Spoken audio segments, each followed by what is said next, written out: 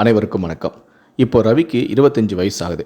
அவன் கல்லூரி படிப்பை முடித்துவிட்டு வெளியூரில் ஒரு கம்பெனியில் மேனேஜராக வேலை பார்த்து வருகிறான். அவன் சிறு வயதாக இருக்கும் பொழுதே அவனுடைய அம்மா இறந்து விட்டார். அவனுக்கு அப்பா மட்டும்தான். அவர் பெரிய தொழிலதிபர். அவரே தனக்கு சொந்தமாக ஒரு பெரிய கம்பெனியையும் நடத்தி வருகிறார். ஆனால் ரவிக்கு அவரது கம்பெனியில் வேலை செய்ய பிடிக்காமல் படித்து முடித்துவிட்டு வெளியூரில் தனியாக தனது நண்பருடன் சேர்ந்து ஒரு கம்பெனியில் வேலை செய்து கொண்டிருந்தான். ரவியின் அப்பாவுடைய பெயர் ரமேஷ். ரவியை அவரது அப்பா ரமேஷ் அம்மா இல்லாததால் அன்பாக வளர்த்தும் வந்தார். அவர் கேட்பது அனைத்தையுமே வாங்கியும் கொடுப்பார்.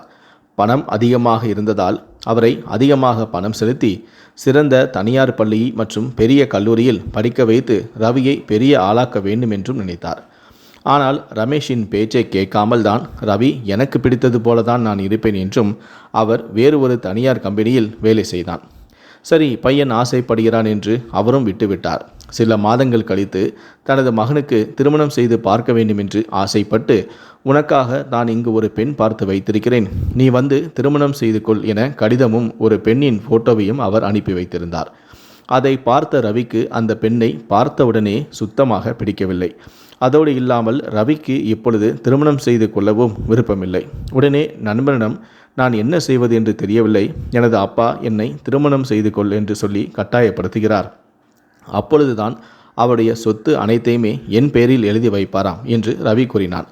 உடனே ரவியுடைய நண்பன் கௌதம், உன் அப்பாவிடம் நீ எனக்கு திருமணமாகிவிட்டது, நான் காதல் திருமணம் செய்து கொண்டேன் என்று சொல்லிவிடு, அப்பொழுதுதான் அவர் உன்னை எந்த தொந்தரவும் செய்யாமல் இருப்பார் என்று யோசனையும் சொன்னான். ரவியும் அந்த யோசனையை கேட்டவுடன், சரி, அது போலவே நான் சொல்வேன், அப்படி சொன்னால் நம்மிடம் அனைத்து சொத்தும் வந்துவிடும், அவரும் நம்மை 2-3 வருடங்களுக்கு தொந்தரவு செய்யாமல் இருப்பாள் என்று யோசித்து அப்படியே ரமேஷுக்கு கடிதமும் அனுப்பினான். அந்த கடிதம் ரமேஷ் கையில் போய் சேர்ந்தது. அதை படித்தவுடன் ரமேஷ் ஆத்திரமடைந்தார். தாயில்லாமல் கஷ்டப்பட்டு வளர்த்த பிள்ளை நம்முடைய பேச்சை கேட்க மறுத்தான், என்ன செய்வது என்று யோசித்துவிட்டு வேறு வழியில்லாமல், சரி, நீ திருமணம் செய்தது உன் விருப்பம், நான் வந்து அடுத்த வாரம் உன்னை நேரில் சந்திக்கிறேன் என்று ரமேஷ் ரவிக்கு பதில் கடிதம் அனுப்பினார். ரவிக்கும் அந்த கடிதத்தை பார்த்துவிட்டு என்ன செய்வதென்றே புரியவில்லை. சிறிது நேரம் தலைகால் புரியாமல் தவித்து கொண்டிருந்தான். உடனே தன் நண்பன் கௌதம் வீட்டிற்கு சென்றான். அங்கு அவனும் அவனுடைய மனைவியும் இருந்தார்கள். இருவரும் மது அறிந்து கொண்டிருக்க உடனே அங்கு சென்ற கௌதமின் மனைவி சீதா வந்தாள். ரவி கௌதமிடம் நடந்த அனைத்தையும் கூற, எனது அப்பா இங்கு வருகிறார், நீ சொன்னது போலவே நான் திருமணம் செய்து கொண்டேன் என்று சொல்லிவிட்டேன், அவர் என்னையும் என் மனைவியையும் பார்க்க வருகிறார் என்று கூறினார் என்று தன் நண்பனான கௌதமிடம் ரவி கூறினான். உடனே மதுபோதையில் இருந்த கௌதம், நீ என் மனைவியை உன்னுடைய மனைவி என்று உன் அப்பாவிடம் சொல்லிவிடு என்று கூற, உடனே ரவி ஏன் உளறுகிறாய் என்று கூற, நான் உளரவில்லை, உண்மைதான் சொல்கிறேன் என்று கௌதம் கூறினான். உடனே சீதா இருவரும் பேசிக் கொண்டிருப்பதை பார்த்து அதிர்ச்சி அடைந்தாள். உடனே சீதா ரவியை பார்த்து, ரவி, நீ இவர் சொல்வதையெல்லாம் பெரிதாக எடுத்து கொள்ளாதே, அவர் கொஞ்சம் ஓவராக குடித்து விட்டார் என்று சொல்லிவிட்டு, நீங்கள் என்ன பேசுகிறேன்னு தெரிஞ்சுதான் பேசுகிறீங்களா என்றும் தன் கணவனை சத்தம் போட்டார். உடனே கௌதம் ரவியிடம், 2 நாளைக்குள் வேறு ஒரு பெண்ணை தேட முடியாது, நான் உன்னுடைய நண்பன், நான் உனக்கு செய்யும் உதவிக்கு பதிலாக எனக்கு நீ 2 லட்சம் ரூபாய் பணம் கொடுத்துவிடு என்றும் கூறினார். நான் இப்போ என்ன சொல்கிறேன்னா, என் மனைவியை உனக்கு நான் வாடகைக்கு கொடுக்கிறேன், அதுக்கு பதிலாக எனக்கு 2 லட்சம் ரூபாயை பணத்தை கொடு, அடுத்த வாரம் உனது அப்பா ஊருக்கு சென்றவுடன் என் மனைவியை என்னிடம் திருப்பி கொடுத்து விடு என்றும் கூறினான். உடனே ரவி, இதற்கு உன் மனைவி ஒப்புக்கொள்வாரா என்று கூற, கண்டிப்பாக ஒப்புக்கொள்வாள், அவளுக்கு நான் காசு கிடைக்குதில்ல என்று கூற, உடனே சீதா, உங்களுடைய இந்த பாவத்தில் நான் பங்கு கொள்ள விருப்பமில்லை என்றும் கூறினார்.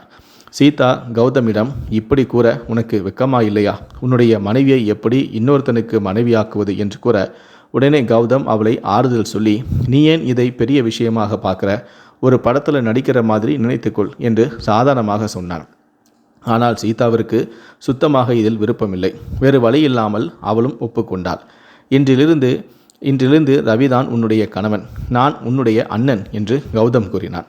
இப்படியே 2 நாட்கள் ஆனவுடன் ரவியின் அப்பாவான ரமேஷ் வீட்டிற்கு வந்தார். வந்தவுடன் சீதா ரவியுடைய மனைவி போல, என்னை ஆசீர்வாதம் பண்ணுங்க மாமா என்று ரமேஷின் காலில் விழுந்தாள்.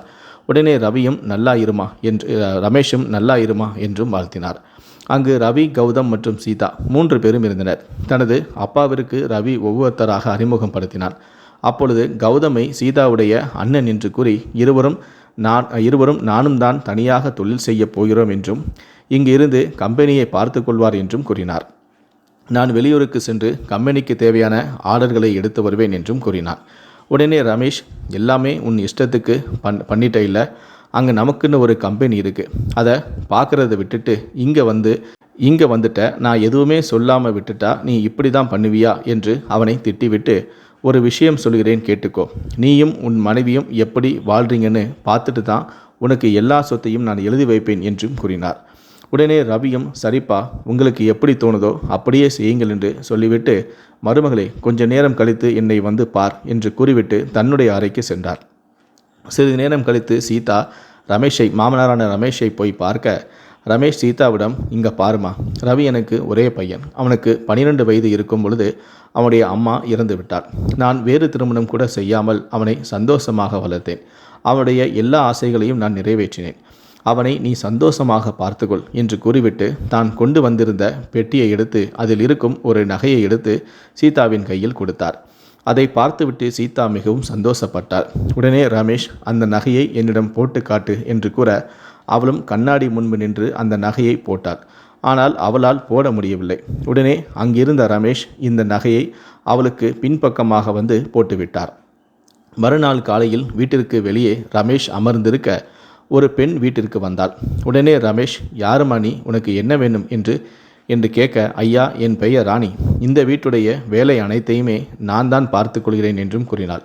உடனே ரமேஷும், ஓ அப்படியா, சரிம்மா, எல்லோரும் தூங்குறாங்க, நீ போயிட்டு அப்புறமா வா என்று கூற, உடனே ஐயா, நீங்கள் ஏதும் பயப்பட வேண்டாம், நான் தினமும் இங்கு வந்து வேலை செய்கிறேன். உங்களுடைய பையன் அதனால் தான் எனக்கு வீட்டு சாவி ஒன்றையும் கொடுத்திருக்கிறார் என்று சாவியை எடுத்து காட்ட, உடனே அங்கிருந்து வந்த சீதா, ராணி, நான் உன்னிடம் ஒரு விஷயம் சொல்ல மறந்துவிட்டேன், நீ இனிமேல் இங்கு வேலைக்கு வர வேண்டாம் என்று கூறினாள்.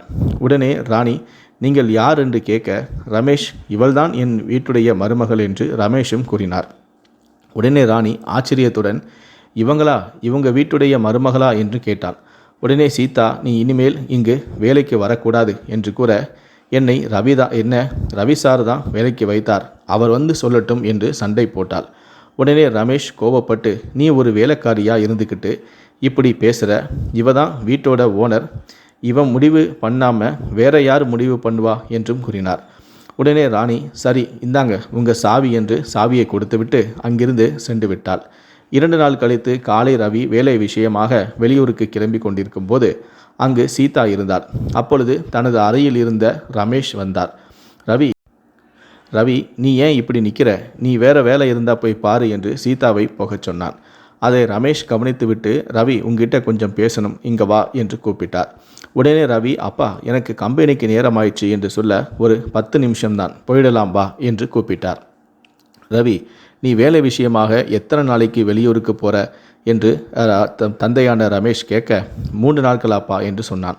உடனே ரமேஷ், சீதா இருக்கும் உனக்கும் ஏதேனும் பிரச்சனை இருக்கிறதா என்று கேட்க, உடனே ரவி சந்தேகத்துடன், ஏன்பா இப்படி கேட்குறீங்க என்று கூற, உடனே ரமேஷ், சீதாவிற்கும் உனக்கும் ஏதாவது பிரச்சனை என்றால் சொல்லிவிடு, இல்லை என்றால் என் சொத்தில் இருந்து 1 ரூபாய் கூட கொடுக்க மாட்டேன் என்று கூறிவிட்டார்.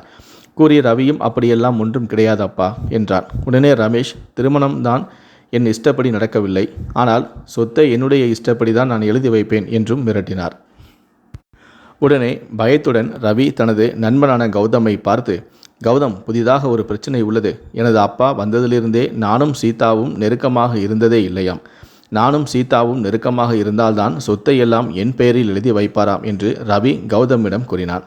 ரவி, நான் சீதாவுடன் நெருங்கி பழக வேண்டும், நானும் சீதாவும் உயிருக்குயிராக காதலிப்பது போல நடித்தால் போதும், அவர் நம்பி விடுவார் என்றும் கௌதமிடம் கெஞ்சினான். இது சும்மா இல்லை, இதற்கும் நான் உனக்கு 5 லட்சம் ரூபாய் தருகிறேன் என்று கௌதமிடம் ரவி கூறினான். உடனே கௌதமும் பணத்தின் மேல் உள்ள ஆசையால் தன் மனைவியை அவளுடன் விருப்பம் இல்லாமல், சரி நீ உன் விருப்பம் போலவே செய்து கொள் என்று ரவியிடமும் சொல்லிவிட்டான். சீதாவை கௌதம் மனைவி போல பார்க்காமல் அவளை பணத்திற்காக ஒரு பொம்மை போலவே பார்க்க ஆரம்பித்து விட்டான். கீதாவும் வேறு வழியில்லாமல் அதற்கும் ஒத்துக்கொண்டார். மறுநாள் காலையில் ரமேஷ் அறையிலிருந்து வெளியே வரும்போது இருவரும் சந்தோஷமாக இருப்பதை போல கட்டி பிடித்து கொண்டு பேசி கொண்டிருந்தனர். உடனே ரமேஷ் தன் பையனுடைய வாழ்க்கை தான் நினைத்தது போலவே மிகவும் சந்தோஷமாக போகிறது என்று சந்தோஷப்பட்டார். ஆனால் இது அனைத்துமே சொத்துக்காக தான் தன் நண்பனின் மனைவியை இப்படி செய்கிறார் என்று அவருக்கு தெரியாது. காலையில் ரமேஷுக்கு சீதா டீ போட்டு வந்து கொடுத்துவிட்டு தான் போய் என் அண்ணனுக்கு கொடுத்துவிட்டு வருகிறேன் என்று கௌதமின் அறைக்குள் சென்றாள். உடனே கௌதம் சீதாவிடம், நீ இப்பெல்லாம் நடிக்க ஆரம்பித்ததிலிருந்து என்னை கண்டுக்கவே மாட்டேங்கிற என்று அவளுடைய கையை பிடித்து இழுத்தான். உடனே சீதா, பேசாமல் இரு, இதை மாமா பார்த்துவிட்டால் பிரச்சனையாகிவிடும் என்று கூறினாள். ஆனால் கௌதம் விடவில்லை. சரி இரு, நான் போய் கதவை சாத்திவிட்டு வருகிறேன் என்று கூறிவிட்டு கதவை சாத்த போகிற நேரத்தில் ரமேஷ் அங்கு வந்து நின்றான். ரமேஷ் ஆத்திரமடைந்து அங்கிருந்து வெளியே சென்றான். சீதாவும், நாம் செய்யும் இந்த நாடகம் கெட்டுவிடக்கூடாது என்று மாமா என்னை மன்னிச்சிடுங்க, நான் செஞ்சது தப்புதான் என்று ரமேஷிடம் கெஞ்சினார். ரமேஷும் என்னவென்று கேட்க, மாமா தயவு செஞ்சு நான் சொல்கிறத கொஞ்சம் கேளுங்க என்று கூற, ரமேஷ், என்ன மாமான்னு கூப்பிடாத, யாரை நீ அண்ணன்னு சொன்னியோ அவனோட சேர்ந்து கொஞ்சிக்கிட்டு இருக்க, உன் புருஷனுக்கு துரோகம் பண்ணியிருக்கன்னு சொல்லு என்று கூறினார். உடனே சீதா, துரோகம் செய்யாமல் என்ன மாமா செய்வது, உங்கள் பிள்ளை ஆம்பளையே கிடையாது, நான் எப்போ அவரிடம் நெருங்கி சென்றாலும் வேலை இருக்கிறது என்று என்னை விட்டு விலகி போகிறார், வேலை இருக்குன்னு வெளியூருக்கு போயிடுறாரு என்றார். உடனே அதற்காக ரவிக்கு நீ துரோகம் செய்து விடுவாயா, ரவி வந்தவுடன் இதை சொல்லுகிறேன் என்றார். உடனே சீதா, மாமா இதை தயவு செஞ்சு ரவிக்கிட்ட சொல்லிடாதீங்க, நீங்கள் என்ன சொன்னாலும் நான் செய்கிறேன் என்றார். உடனே இதை சாதகமாக பயன்படுத்தி கொண்ட ரமேஷ் தனது பையனுடைய மனைவி என்றும் நினைக்காமல், சரி நான் இதை பற்றி எதுவும் ரவியிடம் சொல்ல மாட்டேன், ஆனால் நீ என்னுடன் ஒரு இரவு இருக்க வேண்டும் என்று கூறினார். உடனே சீதா அழுது கொண்டே அங்கிருந்து சென்று விட்டார். சீதா தனது புருஷன் கௌதமிடம், ரவி அப்பா சரியில்லை, சொந்த மருமகளை பார்த்து என்னுடன் தனிமையில் இருக்க வேண்டும் என்று கூறுகிறார் என்று கூற, உடனே கௌதமும் சரி போ என்று சாதாரணமாக சொன்னான். உடனே அதிர்ச்சியடைந்த சீதா, இப்படி சொல்ல உனக்கு அசிங்கமாக இல்லையா என்று கௌதமை பார்த்து கேட்க, உடனே கௌதம், ஏன் கத்துற, அவன் என் பேரை சொல்லிதானே உன்னை பிளாக்மெயில் பண்ணுறான், நீ அவனோட சேர்ந்து இப்படி நடந்துக்கிட்டா அதை வீடியோ எடுத்து வைத்து நாம் அவனை மிரட்டலாம், அவனை இப்படி மிரட்டி நாம் தேவையானத பணத்தை அவனிடமிருந்தே வாங்கி கொள்ளலாம் என்று சீதாவிடம் கூறினான். இதை கேட்ட சீதாவும் அவன் சொல்வதை செய்ய மனம் இல்லாவிட்டாலும் அவளுக்கும் கொஞ்சம் பணத்தின் மேல் ஆசை இருந்தது. அதை செய்யவும் ஒப்புக்கொண்டாள்.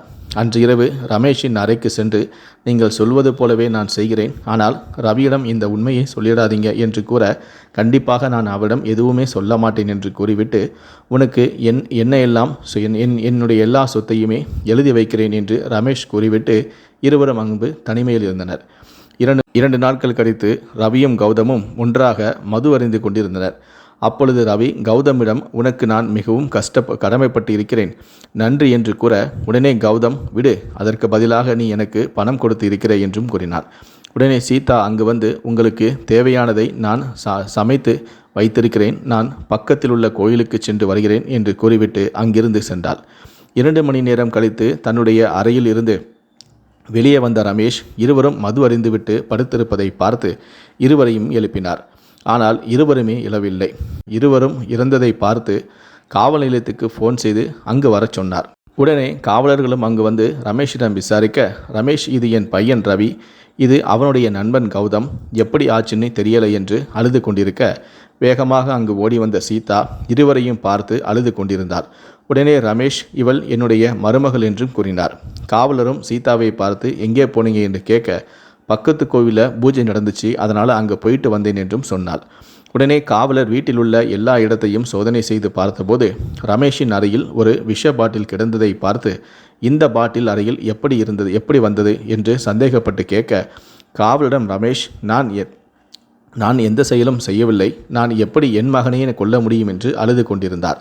உடனே காவலர், நீங்கள் எதுவாயிருந்தாலும் காவல் நிலையத்துக்கு வந்து பேசிக்கொள்ளுங்கள் என்று அவரை அழைத்து சென்று விட்டனர். சீதாவும் ரவியை பார்த்து அழுதது போல நடித்து கொண்டிருந்தார். காவல்துறையில் ரமேஷை காவலர்கள் விசாரித்து கொண்டே இருந்தனர். ரமேஷும் எனக்கு எதுவும் தெரியாது என்று அழுது கொண்டே கூறினார்.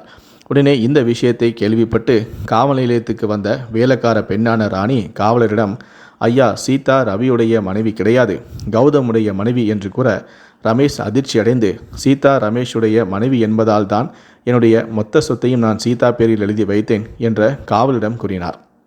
உடனே காவலரும் சந்தேகப்பட்டு சீதாவிற்கு ஃபோன் செய்து, உங்களுடைய மாமனாருக்கு திடீரென உடல்நிலை சரியில்லாமல் போய்விட்டது, அதனால் அவரை மருத்துவமனையில் சேர்த்தோம், அவர் அங்கிருந்து தப்பித்து விட்டார், எதற்கும் நீங்கள் கொஞ்சம் ஜாக்கிரதையாக இருங்கள் என்று கூறினார். உடனே ரமேஷும் சீதா இருக்கும் வீட்டிற்கு வந்தார். உடனே ரமேஷ், நீ எதற்காக ரவியையும் கௌதமையும் கொலை செய்தாய் என்று சீதாவிடம் கேட்க, சீதா, எல்லா தப்பும் செய்ய ஆண்களுக்கு தான் உரிமை உள்ளதா என்ன? பெண்கள் நாங்கள் என்ன பொம்மையா? எங்களை வைத்து இஷ்டத்துக்கு விளையாடுறதுக்கு பார்த்தல்ல. பொம்மையாக மட்டும் இருந்தனா எப்படி உங்களை எல்லாம் வச்சு விளையாண்டேன்னு உங்ககிட்ட இருந்து தான் நான் மொத்தத்தையும் கற்றுக்கிட்டேன் என்றும் கூறினாள். என்னுடைய கணவனே ரவிக்கு என்னை ஒரு வாடகை மனைவியாக ஆக்கணும்னு அப்புறம் நீ நம்பணுங்கிறதுக்காக திரும்பவும் உங்ககிட்ட என்ன விலை பேசினான். என் கணவன் ஆசைப்பட்டது எல்லாத்தையும் நான் பண்ணினேன்.